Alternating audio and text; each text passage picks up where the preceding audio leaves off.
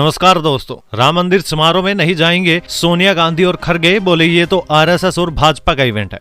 देखिए दोस्तों, अयोध्या के राम मंदिर में 22 जनवरी को होने वाले रामलला के प्राण प्रतिष्ठा समारोह से कांग्रेस ने दूरी बना रखी है। कांग्रेस की पूर्व अध्यक्ष सोनिया गांधी और अध्यक्ष मल्लिकार्जुन खड़गे ने न्योता ठुकरा दिया है। इसके अलावा कांग्रेस सांसद अधीर रंजन चौधरी भी राम मंदिर के कार्यक्रम में नहीं जाएंगे। कांग्रेस ने पूरे कार्यक्रम को आरएसएस और बीजेपी का इवेंट बताते हुए उसमें शामिल होने से अस्वीकार कर दिया है। देखिए दोस्तों, महिला किसानों के लिए बड़ी ही काम की खबर है। महिला किसानों को मिलेगी बड़ी सौगात, किसान सम्मान निधि दोगुनी कर सकती है सरकार। देखिए दोस्तों, मोदी सरकार लोकसभा चुनाव से पहले महिला किसानों के लिए पीएम किसान सम्मान निधि को दोगुना कर सकती है। जी हां, अभी किसानों को साल में 3 बार 2,000 रुपए की किस्तों में कुल 6,000 रुपए की राशि दी जा रही है। महिला किसानों के लिए इसे बढ़ाकर अब 12,000 रुपए करने की योजना पर विचार हो रहा है। सूत्रों के अनुसार इस योजना की घोषणा 1 फरवरी को पेश होने वाले बजट में होने की संभावना है। ये योजना लागू होने से सरकार पर सालाना 120 अरब रुपए का बोझ बढ़ेगा। देखिए दोस्तों, राजस्थान से एक बड़ी खबर निकल कर आई है। मेवाराम के बाद कांग्रेस के एक और बड़े नेता के बेटे का अश्लील वीडियो लीक हुआ। बताएंगे पूरा मामला। देखिए दोस्तों, बाड़मेर के पूर्व विधायक मेवाराम जैन की अश्लील वीडियो के बाद राजस्थान कांग्रेस के एक बड़े नेता के पुत्र का भी अश्लील वीडियो वायरल हो रहा है। कौन आला कमान का बयान देकर विवादों में आए नेता के पुत्र का ये वीडियो कांग्रेस के लिए एक और शर्मिंदगी की वजह बन सकता है। वीडियो में नेता पुत्र समलैंगिक संबंध बनाते नजर आ रहा है। कांग्रेस के लिए उनके नेताओं के एक के बाद एक वायरल वीडियो परेशानी पैदा करने वाले इस माह राजस्थान में विधानसभा स्तर भी है। भाजपा विधानसभा श्रीकरणपुर उपचुनाव हारी तो कांग्रेस को बड़ा मुद्दा मिला, लेकिन इस तरह एक के बाद एक वीडियो कांग्रेस को बैकफुट पर ला सकते हैं।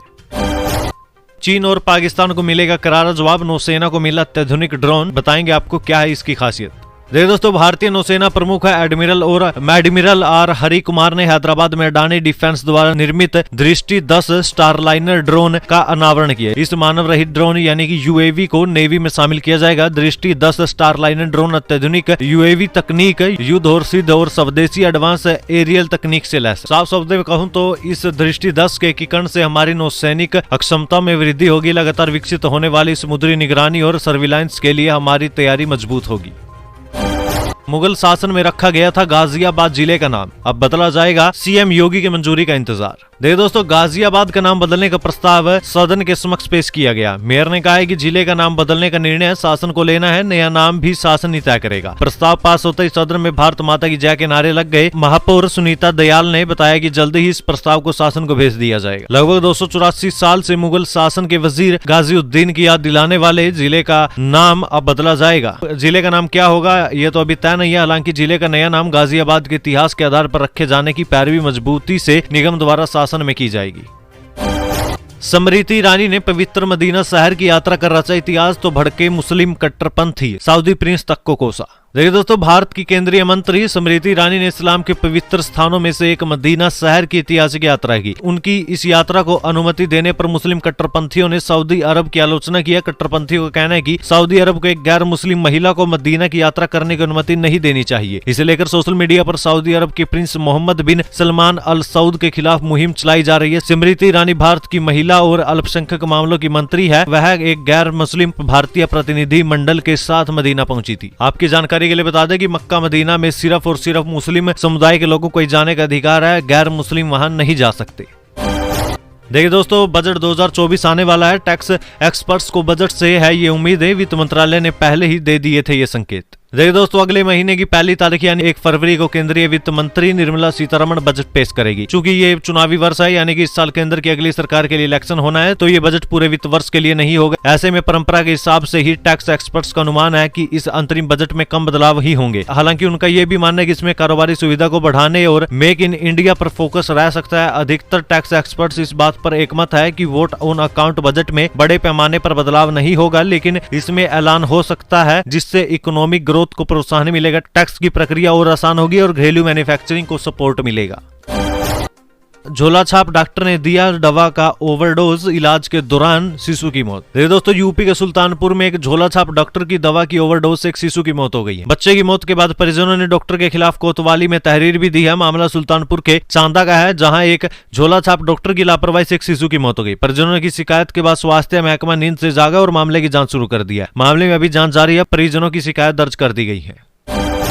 JCCJ का हो सकता है बीजेपी में विलय। दिल्ली में अमित जोगी ने की गृह मंत्री शाह से मुलाकात, कार्यकर्ताओं को निर्णय का इंतजार। देखिए दोस्तों, जनता कांग्रेस छत्तीसगढ़ जे यानी कि JCCJ के प्रदेश अध्यक्ष अमित जोगी ने दिल्ली में केंद्रीय गृह मंत्री अमित शाह से मुलाकात की थी। उनकी मुलाकात के बाद अब जोगी कांग्रेस के विलय की चर्चा भी तेज हो गई है। कहा जा रहा है कि पार्टी कार्यकर्ता अपने भविष्य के कारण विलय चाहते हैं। विधानसभा चुनाव में पार्टी का परफॉर्मेंस अच्छा नहीं था, ऐसे में पार्टी के कार्यकर्ता नाराज चल रहे थे। ऐसे में अमित जोगी की गृह मंत्री शाह से मुलाकात के बाद चर्चाएं तेज हो गई है। हालांकि इस संबंध में अमित जोगी की ओर से कोई बयान सामने नहीं आया है।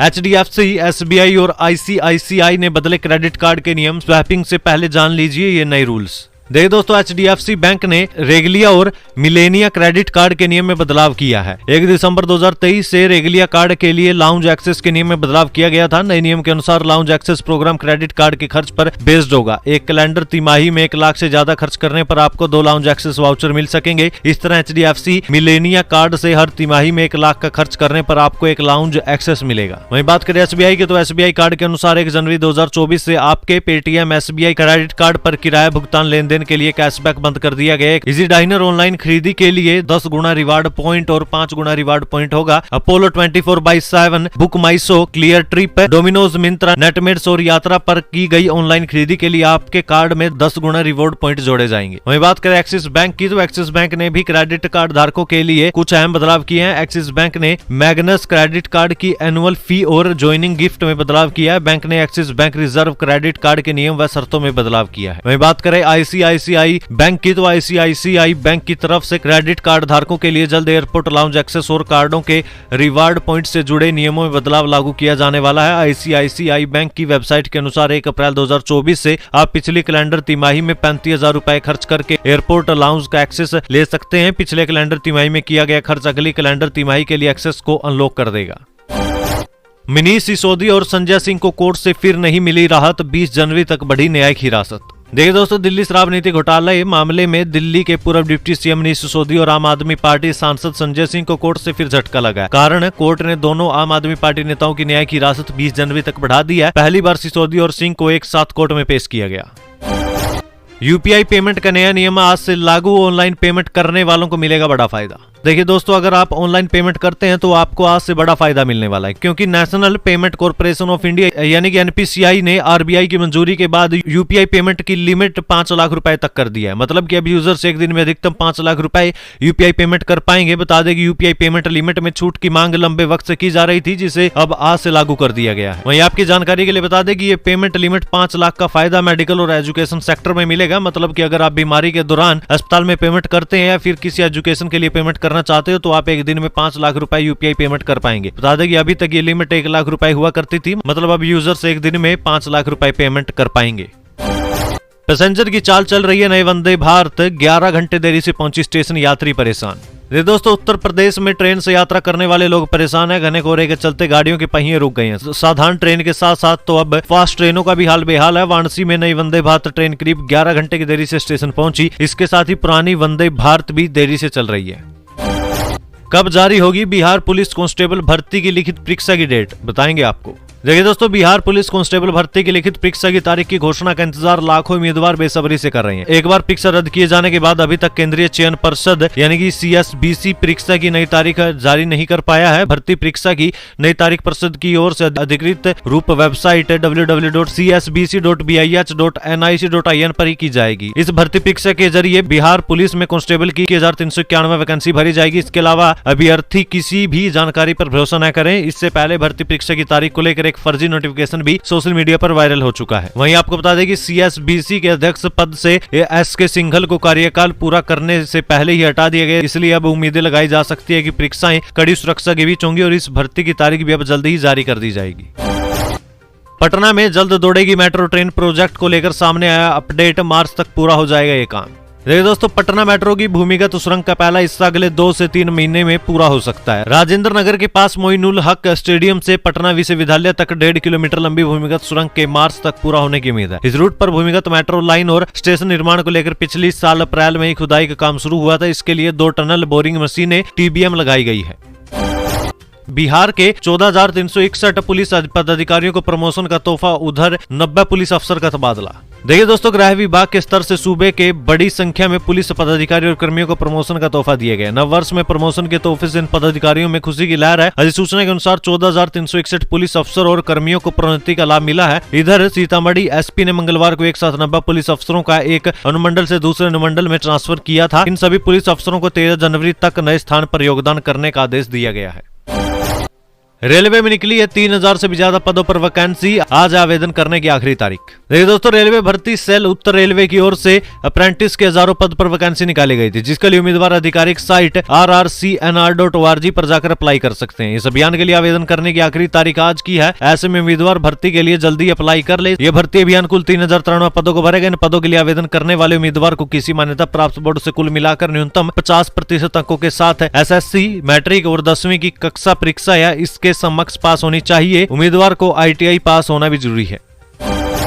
मणिपुर में न्याय यात्रा को परमिशन नहीं, कांग्रेस बोली इंफाल से ही करेंगे आगाज, वो डर रही है। देखिए दोस्तों, कांग्रेस की बाहर जोड़ो न्याय यात्रा मणिपुर से ही चालू होगी। यात्रा की शुरुआत इंफाल से की जाएगी। ये बात बुधवार को ही पार्टी की ओर से साफ कर दी गई थी। साथ ही बताया गया कि इंफाल के पैलेस ग्राउंड के लिए उन लोगों को अनुमति नहीं दी गई है। ऐसा इसलिए क्योंकि स्थानीय सरकार उनकी यात्रा से डर रही है। हालांकि कांग्रेसी लोग किसी भी सूरत में यात्रा को रुकने या थमने नहीं देंगे। वे हर हाल में इस यात्रा को निकालेंगे और उसका आगाज हिंसा की आगोश में आए नॉर्थ ईस्ट सूबे से ही किया जाएगा।